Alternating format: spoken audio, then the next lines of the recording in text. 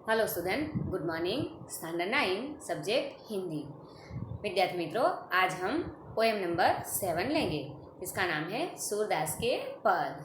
विद्यार्थी मित्रों, सबसे पहले आपको मैं एक बात बता देना चाहती हूँ कि सूरदास श्री कृष्ण के परम भक्त है। सूरदास के आराध्य देव श्री कृष्ण है।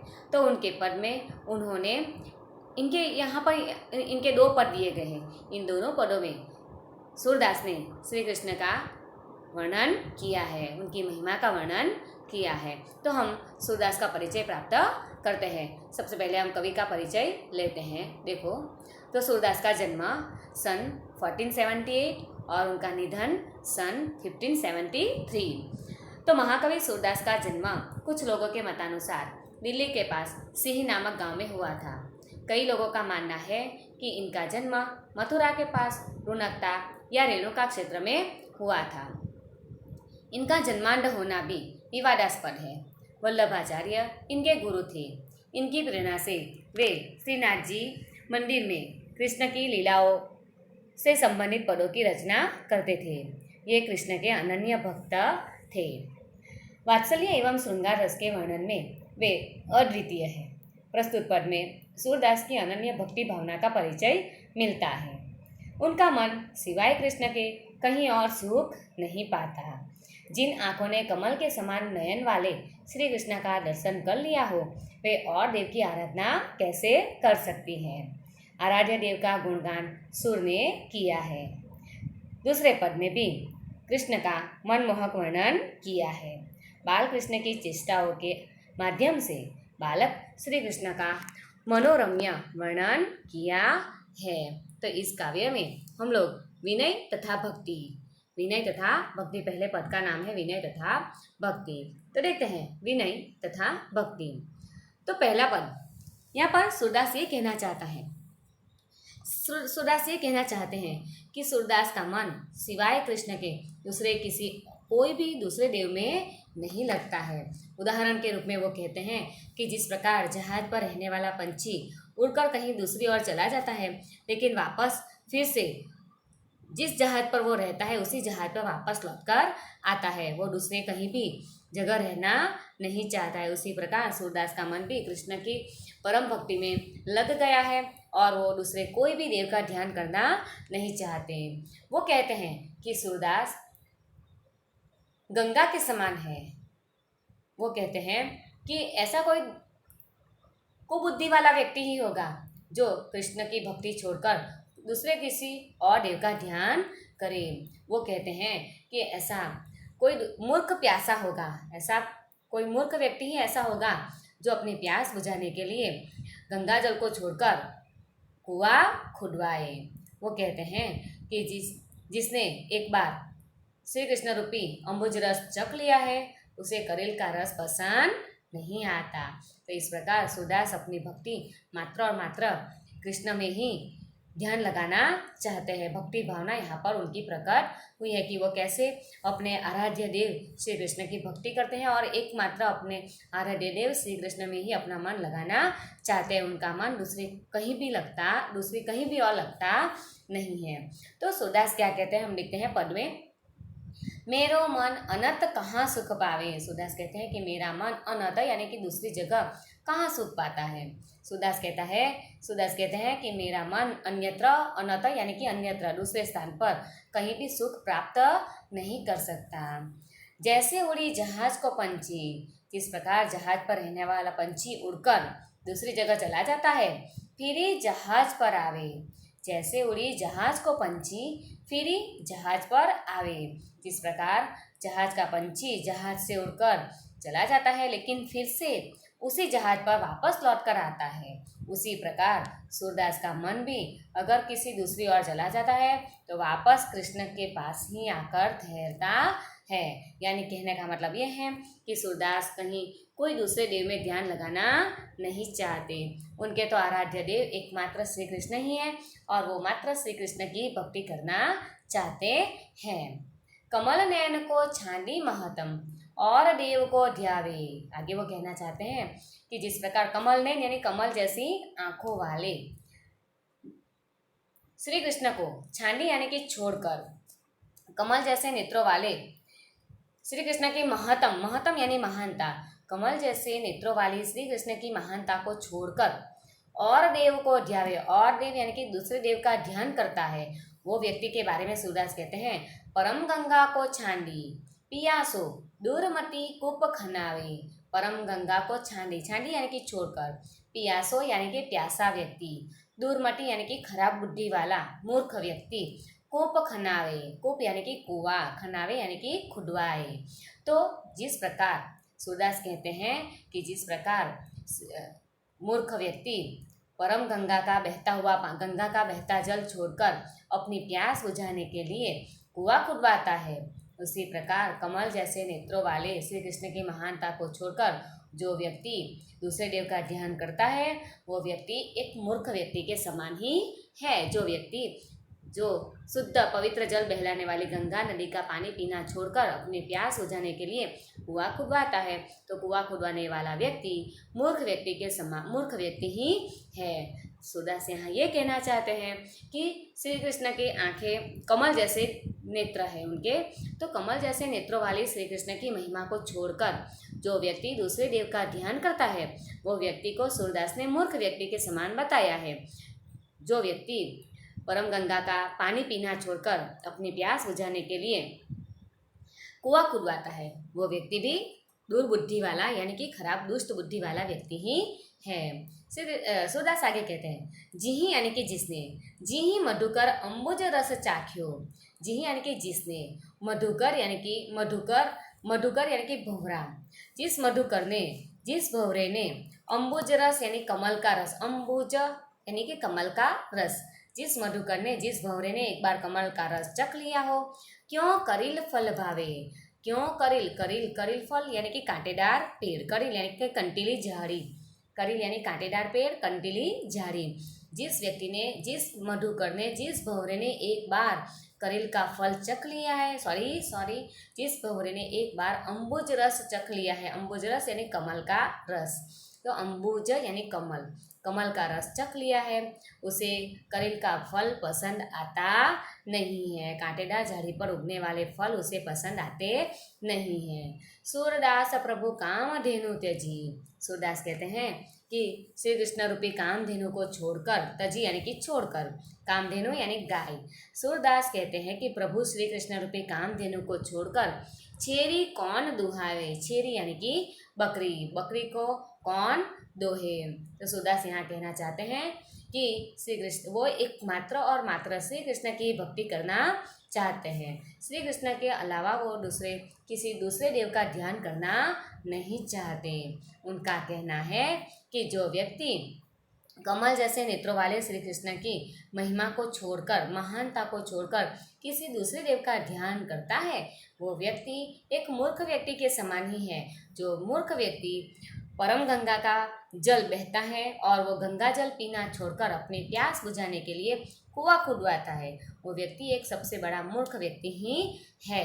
जो गंगा जल पीना छोड़कर अपनी प्यास बुझाने के लिए क्या करता है, कुआं खुदवाता है, वो एक मूर्ख व्यक्ति ही है। आगे सूरदास कहते हैं कि जिही यानी कि जिस व्यक्ति ने कमल का रस चख लिया है, जिस भंवरे ने एक बार कमल का रस चख लिया है, उसे करील यानी कि कांटेदार झाड़ी पर उगने वाले फल, कांटेदार झाड़ी के फल उसे पसंद नहीं आएंगे, नहीं भाएंगे। तो सूरदास कहते हैं कि प्रभु श्री कृष्ण एक कामधेनु गाय के समान है, तो गाय का दूध दोहना छोड़कर छेरी यानी कि बकरी को कौन दुहावे। तो इस प्रकार श्री कृष्ण की परम भक्ति करते हुए सूरदास ने कहा है कि उनके तो आराध्य देव श्री कृष्ण है, वो मात्र और मात्र कृष्ण की भक्ति करना चाहते हैं। तो विद्यार्थी मित्र चलो दूसरा पढ़ लेते हैं। शोभित कर नवनीत लिए, घुटुरुने चलन रेणु तन मंडित, मुखरदि लेप किए, चारु कपोल लोल लोचन, गोरोचन तिलक दिए, लट्ट लट्टकनि मनुमत्त मधुपगन माडक मधुहि पिए, कठुला कंठ वज्र के हरिनख, राजत रुचि रही, धन्य सूर एको पल, यही सुख का सत कल्प जिए। तो यहाँ पर सूरदास श्री कृष्ण की मूर्ति का वर्णन करते हैं कि श्री कृष्ण की सुंदरता कितनी कितनी बढ़िया है, कितनी सुंदर प्रतिमा है। श्री कृष्ण के दर्शन करके हम धन्य हो जाते हैं, हमारा जीवन धन्य हो जाता है।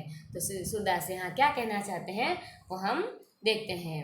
तो देखो, शोभित कर नवनीत लिए, शोभित यानी कि सुंदर लग रहे, कर यानी कि हाथों में, कर यानी कि हाथों में, नवनीत यानी कि मक्खन, लिए यानी कि लेकर। श्री कृष्ण ने अपने हाथों में मक्खन लिया है और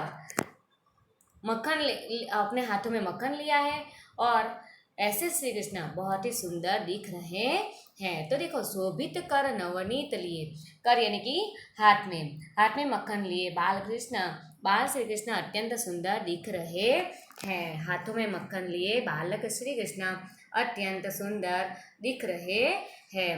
घुटुरुनी चलन रेणु तन मंडित, घुटुरुनी यानी कि वे घुटनों के बल चल रहे, घुटुरुनी यानी कि घुटने, चलन यानी कि चल रहे हैं। बाल कृष्ण, छोटे से बाल कृष्ण है, वो घुटनों के बल चल रहे, एकदम छोटे से बाल कृष्ण है, वो घुटनों के बल चल रहे हैं। तन मंडित, रेणु तन मंडित, रेणु यानी कि धूल, घुटनों के बल चलने के कारण श्री कृष्ण के शरीर पर धूल लग गई है। तो तन यानी कि शरीर, मंडित यानी कि सुंदर सुशोभित लग रही है।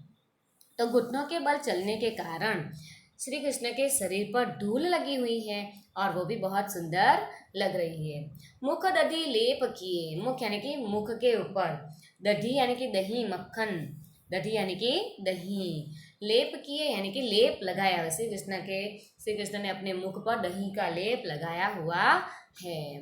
तो फिर से श्री कृष्ण ने अपने हाथों में मक्खन लिया है और हाथ में मक्खन लिए हुए श्री कृष्ण बहुत ही सुंदर लग रहे हैं। घुटनों के बल चलने के कारण उनके शरीर के ऊपर धूल लगी हुई है और ऐसे श्री कृष्ण, बालक श्री कृष्ण बहुत ही सुंदर दिख रहे हैं। मुख दधी लेप किए, मुख यानी कि चेहरे के ऊपर, दधी यानी कि दही का लेप किया हुआ है, चेहरे पर श्री कृष्ण ने दही का लेप किया हुआ है।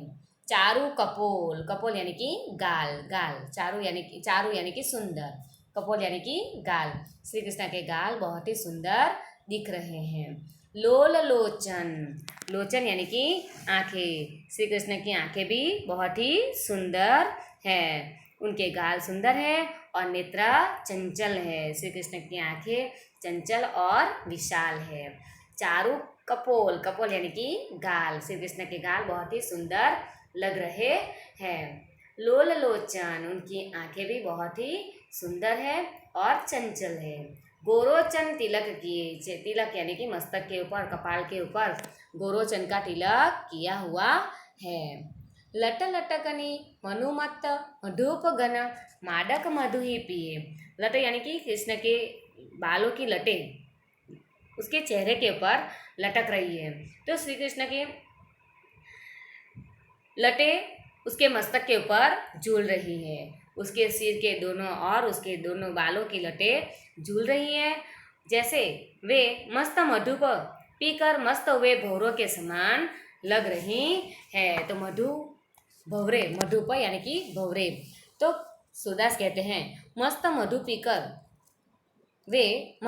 पीकर मस्त हुए भौरों के समान लग रही है। फिर से मैं ये समझाती हूँ कि श्री कृष्ण के मस्तक के ऊपर, कपाल के ऊपर बालों की दो लटें लटक रही हैं। तो ऐसा लग रहा है कि जैसे ये दो लटें मधु पीकर मस्त भौरों के समान लग रही हैं। ये चेहरे, मस्तक के ऊपर जो बालों की दो लटें, घुंघराले बाल है, बालों की दो लटें लटक रही हैं, वो लटें जैसे श्री कृष्ण, सूरदास को ऐसा लगता है कि ये दो लटें भौरों के समान है, जैसे मस्त मधु पीकर मस्त भौरों के समान ये श्री कृष्ण के मस्तक पर जो लटें लटक रही है वो भौरों के समान लग रही है। लट लटकनी मधुमत मधुप गन मादक मधु ही पिए, श्री कृष्ण के मस्तक पर जो बालों की दो लटें लटक रही है वो बालों की लटें काले भौरे के समान लग रही है, जैसे मस्त मधु पीकर दो भौरे श्री कृष्ण के चेहरे के ऊपर मधु पी रहे हैं, ऐसा लग रहा है। कठुला कंठ, कंठ यानी कि गले में कठुला पहना हुआ है, चांदी का आता है ये कठुला गले में, ऐसा बड़ा सा कठोला आता है, वो गले में श्री कृष्ण ने पहना हुआ है। तो कठोला कंठ, श्री कृष्ण ने अपने गले में कठोला पहना हुआ है। वज्र केहरी नख, और दूसरा अपने गले में श्री कृष्ण ने गले में पहनी हुई चांदी की चौकियाँ बगनखा और बजर बटू की माला हृदय पर सुशोभित हो रही है। श्री कृष्ण ने अपने गले में कठोला पहना है और इतना ही नहीं, गले में चांदी की चौकियाँ, वज्र केहरी नख, केहरी नख, केहरी यानी कि बाघ नख, बाघ के नख का पेंडेंट आता है, वो गले में 2 धागे में पहना जाता है। तो केहरी नख। राजत रुचिर हिये, राजत यानी सुशोभित, रुचिर यानी कि सुंदर लग रही है, हिय यानी कि हृदय में, हिय यानी कि हृदय में। तो फिर से श्री कृष्ण ने अपने गले में कठोला पहना हुआ है। वज्र केहरी नख, केहरी नख यानी कि बाघ नखा, बाघ नखा एक छोटा सा पेंडेंट जैसा आता है और उसे धागे में या चैन में, सोने की चैन में या धागे में पहना जाता है, तो धागे में पहना जाता है। तो आगे राजत रुचि रही, राजत यानी सुंदर लग रही, हृदय के पास सुंदर लग रही है, सुशोभित हो गई है। धन्य सुर एको पल इही सुख का सत कल्प जिए। सूरदास कहते हैं कि अगर ऐसे श्री कृष्ण की एक पल के लिए भी दर्शन हो जाए तो 100 कल्प जीने की कोई ज़रूरत नहीं है। तो कल्प यानी कि 4 करोड़ 32 लाख वर्ष की अवधि, 4 करोड़ 32 लाख वर्ष की अवधि। तो सूरदास कहते हैं कि ऐसे छोटे से बाल श्री कृष्ण के दर्शन अगर एक पल के लिए भी हो जाए तो 100 कल्प जीने की कोई ज़रूरत नहीं है। तो इस प्रकार इस पद में श्री कृष्ण सूरदास जी ने श्री कृष्ण की बाल छवि का वर्णन किया है। एक बार फिर से मैं समझा देती हूँ कि बाल छवि में हम लोग सबके घर में लगभग बाल छवि किसी किसी के घर में देखने को मिलती होगी कि श्री कृष्ण की बाल छवि एक छोटे से श्री कृष्ण बैठे हुए हैं, हाथ में पास में मक्खन की मटकी पड़ी हुई है, हाथों में एक हाथ में मुरली है, एक हाथ में मक्खन लिया हुआ है और मुंह पे भी मक्खन लगा हुआ है। ऐसे श्री कृष्ण की छवि बाल छोटे से बालक की बाल श्री कृष्ण की छवि हमको देखने को मिलती है। तो यहाँ पर सूरदास जी ने भी यही बाल श्री कृष्ण की छवि का वर्णन किया है। तो सूरदास कहते हैं, फिर से मैं एक बार ये पद रिपीट करती हूँ कि सूरदास कहते हैं कि शोभित कर रवनीत लिए, हाथों में मक्खन लिए श्री कृष्ण बहुत ही सुंदर लग रहे हैं।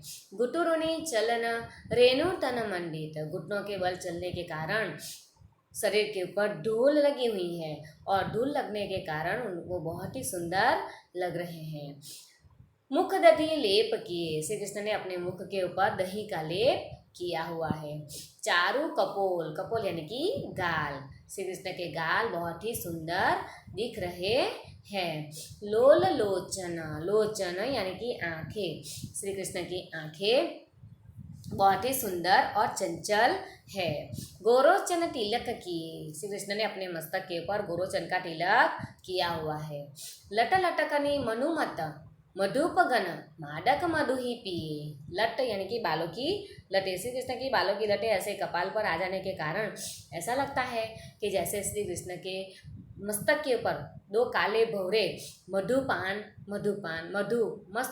मस्त मधुपान करके मादक होकर मस्त होकर बैठे हुए हैं। तो श्री कृष्ण छोटे से बाल श्री कृष्ण ने अपने गले में कठुला कंठ, गले में कठुला पहना हुआ है। श्री कृष्ण ने अपने गले में कठोला पहना हुआ है। कठोला यानी कि चांदी की चौकिया या बगनखा और बजर बटू की माला, श्री कृष्ण ने अपने गले में कठोला पहना हुआ है। और वज्र केहरी नख, वज्र केहरी नख वाला 2 नाखून वाला ऐसा पेंडेंट आता है, वो भी श्री कृष्ण ने अपने गले में पहना हुआ है। राजत रुचि रहिए, और अपने हृदय के पास बहुत ही सुंदर लग रहे हैं। धन्य सूर एको पल इही सुख का सतकल्प जिए, सूरदास कहते हैं कि अगर ऐसे श्री कृष्ण के एक पल के लिए भी ऐसे श्री कृष्ण के दर्शन मिल जाए तो 100 कल्प जीने की कोई आवश्यकता नहीं है। तो इस प्रकार 100 कल्प, कल्प यानी कि 4 करोड़ 32 लाख वर्ष की अवधि, अवधि यानी कि समय, 4,32,00,000 वर्ष की अवधि, अवधि यानी कि समय। तो याद रखना विद्यार्थी मित्रों, कल्प का मतलब है 4,32,00,000 वर्ष की अवधि। तो इस प्रकार विद्यार्थी मित्रों हमारा ये दोनों पद यहाँ पर पूर्ण हुआ। और अब हम यहाँ पर शब्दार्थ और टिप्पणी की चर्चा करेंगे। तो देखेंगे सबसे पहले अनत यानी कि दूसरे स्थान पर, अन्यत्र, पंछी यानी कि पक्षी, विहग, महात्म यानी कि महानता, महात्म्य, ध्यावे यानी ध्यान करे, छांडी यानी छोड़कर, पियासो यानी प्यासा व्यक्ति, दुर्मति खराब बुद्धि वाला, करीला यानी कंटीली झाड़ी, छेरी यानी बकरी, चारू यानी सुंदर, लोचन यानी आँखें, लोचन नेत्र नयन आँख। आगे मादक यानी नशायुक्त, मादक यानी कि नशीला पदार्थ, नशायुक्त पदार्थ। आगे देखते हैं, स्वाध्याय की चर्चा करते हैं। तो अब विद्यार्थी मित्रों हम लोग स्वाध्याय की चर्चा करते हैं। प्रश्न नंबर 1, निम्नलिखित प्रश्नों के उत्तर एक एक वाक्य में लिखिए। तो निम्नलिखित प्रश्नों के उत्तर एक एक वाक्य में लिखिए। प्रश्न नंबर 1, जहाज का पंछी जहाज से उड़कर फिर कहाँ आता है? तो हम लोगों ने फर्स्ट लाइन में ही ये प्रश्न के आंसर देखे कि जहाज का पंछी जहाज से उड़कर, देखो यहाँ पर मैं बताती हूँ आपको भी कि जहाज का पंछी जहाज से उड़कर, फिर से जहाज का पंछी जहाज से उड़कर फिर से उसी जहाज पर वापस लौटकर आता है। तो फिर से जहाज का पंछी जहाज से उड़कर फिर से उसी जहाज पर वापस लौटकर आता है। प्रश्न नंबर 2, सूरदास के मधुकर को करील फल क्यों नहीं भाता? सूरदास के मधुकर यानी कि भौरा, सूरदास के मधुकर को करील फल क्यों नहीं भाता? तो सूरदास के मधुकर को करील फल नहीं भाता क्योंकि सूरदास के मन मधुकर को करील का फल नहीं भाता है, क्योंकि उसने कृष्ण भक्ति का अम्बुज रस चख लिया है। सूरदास के मधुकर को सूरदास के मधुकर को करील रस नहीं भाता क्योंकि सूरदास के मधुकर ने एक बार कृष्ण भक्ति रूपी अम्बुज रस चख लिया है। अम्बुज रस यानी कि कमल का रस। तो जिस मधुकर ने एक बार अम्बुज रस चख लिया है, अम्बुज रस यानी कमल का रस, अम्बुज रस चख लिया है, उस मधुकर को करील का रस भाता नहीं है। तो यहाँ पर सूरदास ये कहना चाहते हैं कि सूरदास के मधुकर ने श्री कृष्ण की भक्ति रूपी अम्बुज रस चख लिया है और इसीलिए सूरदास के मधुकर को करील फल भाता नहीं है। प्रश्न नंबर 3, बालकृष्ण के मुख पर किसका लेप किया हुआ है? बालकृष्ण के मुख पर किसका लेप किया हुआ है? तो एकदम इजी जवाब है, बालकृष्ण के मुख पर बालकृष्ण के मुख पर मक्खन दधी का लेप किया हुआ है। बालकृष्ण के मुख पर दधी का लेप किया हुआ है। बालकृष्ण के मुख पर दधी का लेप किया हुआ है। आगे देखते हैं, सूर धन्य क्यों हुए? प्रश्न नंबर नेक्स्ट, सूर धन्य क्यों हुए? तो जवाब है, सूर धन्य हुए क्योंकि उन्हें श्री कृष्ण की दुर्लभ छवि के दर्शन हो गए। सूरदास धन्य हो गए क्योंकि उन्हें श्री कृष्ण की दुर्लभ छवि के दर्शन हो गए। फिर से एक एक बार रिपीट कर देती हूँ आपको कि जहाज का पंछी जहाज से उड़कर फिर कहाँ आता है? तो जहाज का पंछी जहाज से उड़कर फिर से उसी जहाज पर वापस लौटकर आता है। प्रश्न नंबर 2, सूरदास के मधुकर को करील फल क्यों नहीं भाता? सूरदास के मधुकर को करील फल नहीं भाता क्योंकि सूरदास के मधुकर ने एक बार कृष्ण की भक्ति रूपी अम्बुज रस चख लिया है और इसीलिए उसे करील फल नहीं भाता। बाल श्री कृष्ण के मुख पर किसका लेप किया हुआ है? तो बाल श्री कृष्ण के मुख पर दधी का लेप किया हुआ है। बाल श्री कृष्ण के मुख पर मक्खन का लेप किया हुआ है। दधी या मक्खन, हमारे टेक्स्ट बुक में दधी भी लिखा है, दधी भी लिख सकते हैं और मक्खन भी लिख सकते हैं। चलो आगे देते हैं, सूर धन्य क्यों हुए? तो सूरदास धन्य हो गए क्योंकि उन्हें श्री कृष्ण की दुर्लभ छवि के दर्शन हो गए। जिसको श्री कृष्ण की दुर्लभ छवि के दर्शन एक बार भी हो जाए वो व्यक्ति भी धन्य हो जाता है। चलो आगे, प्रश्न नंबर 2, निम्नलिखित प्रश्नों के उत्तर विस्तार से लिखिए। तो देखते हैं, सूर ने किन उदाहरणों द्वारा अपनी अनन्य भक्ति भावना प्रकट की है। तो देखते हैं, सूरदास ने किन उदाहरणों के द्वारा अपनी अनन्य भक्ति भावना प्रकट की है। तो देखो जवाब, सूरदास जी कहते हैं कि मैं श्री कृष्ण रूपी जहाज का पंछी हूँ। सूरदास क्या कहते हैं कि मैं श्री कृष्ण रूपी जहाज का पंछी हूँ। मैं उन्हें छोड़कर और कहीं जाना नहीं चाहता या जा सकता नहीं हूँ। श्री कृष्ण की महिमा भूलकर मैं और किसी देवता का ध्यान नहीं कर सकता। श्री कृष्ण जैसी गंगा जल मिलने के बाद मुझे कुएं का जल पीने की चाहत नहीं रहे। मेरा मन मधुकर श्री कृष्ण की भक्ति का अम्बुज रस चखने के बाद अन्य किसी रस की इच्छा नहीं करता। मेरे प्रभु तो कामधेनु के समान है, उनको छोड़कर मैं बकरी का दूध कैसे दूहूँ। तो क्यों दूहूँ। यहाँ पर सूरदास के अलग अलग उदाहरण देते हैं कि सूरदास कहते हैं कि मैं तो एक श्री कृष्ण रूपी जहाज का पंछी हूँ, अगर उड़कर कहीं दूसरे स्थान पर चला जाता है तो वापस उसी श्री कृष्ण रूपी जहाज पर लौटकर वापस आता है।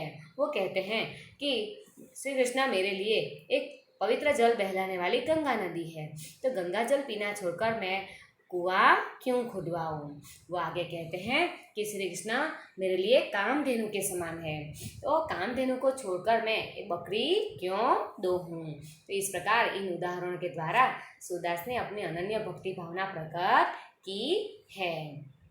आगे लेते हैं, बालक श्री कृष्ण के स्वरूप का वर्णन कीजिए। बालक श्री कृष्ण के स्वरूप का वर्णन कीजिए।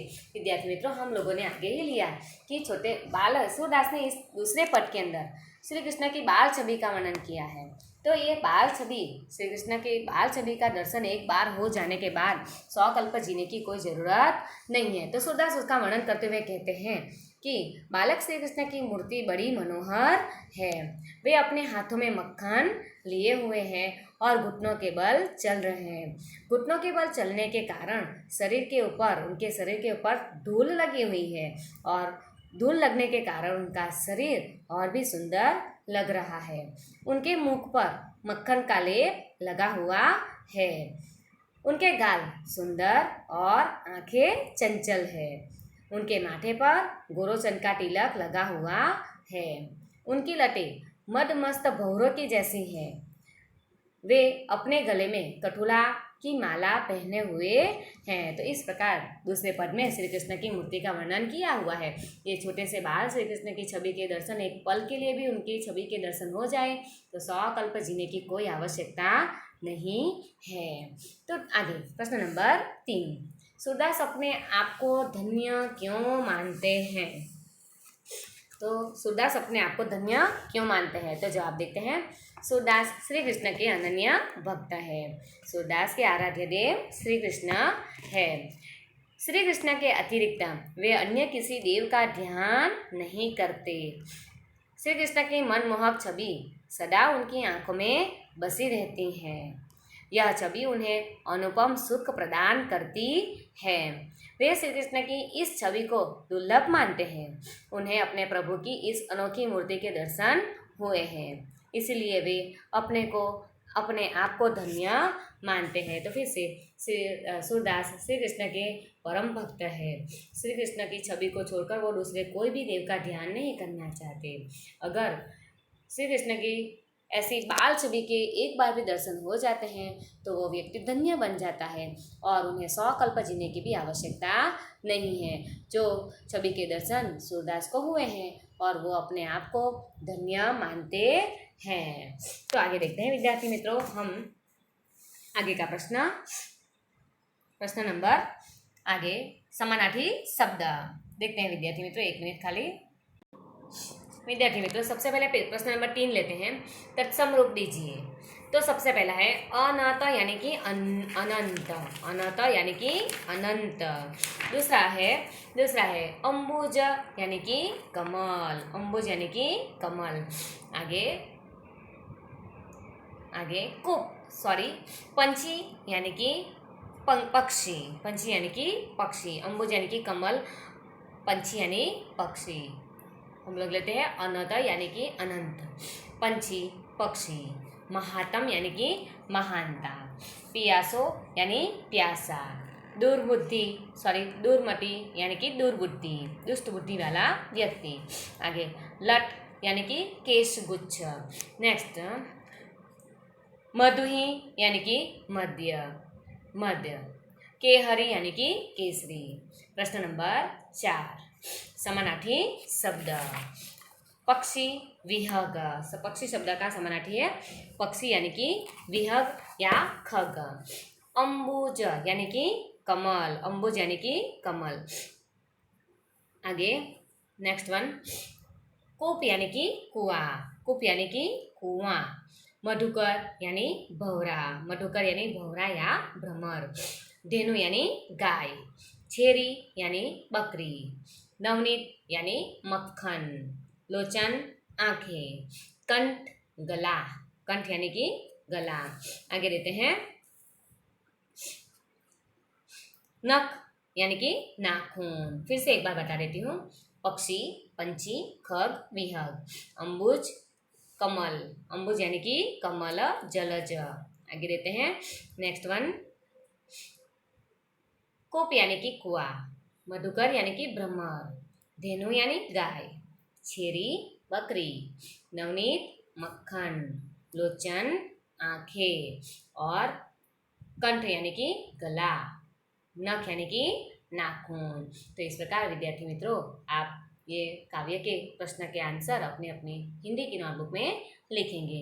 यहाँ हमारी ये कविता भी पूर्ण हुई। तो इस प्रकार हम लोग जब मिलेंगे नोटबुक चेक करेंगे, प्रश्न आंसर आप तैयार करेंगे और लिखेंगे भी। Thank you.